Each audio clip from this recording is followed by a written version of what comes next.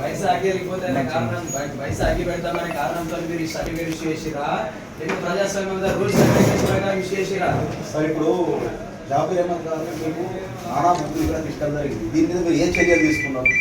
ఆ video record కూడా ఉన్నది కదా, మరి ఏమైనా చర్యలు తీసుకున్నారా? కేసు బుక్ పెట్టిందా లేకుంటే ఫిర్యాదు చేస్తుంటారు? ఎందుకు చేయలేదు అంటే మాత్రం కుమ్మక్కై ఉన్నారా? మరి మాకు సమాధానం కావాలి సార్. ఎందుకంటే ప్రజాస్వామ్య విరుద్ధంగా కోఆప్షన్ ఎలక్షన్ జరిగింది. నేను టీపీఓ మేడం గారికి పిలిచినాం.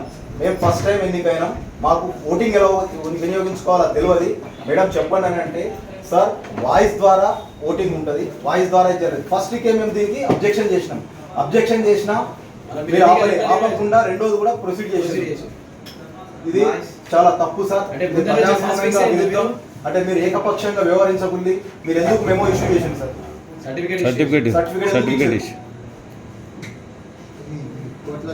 కోర్టులో ఛాలెంజ్ అంటే మీరు ఎట్లా అంటారండి సార్? కోర్టులో సార్ మీరు ఎట్లా అంటారు? కోర్టులో ఛాలెంజ్ చేసుకో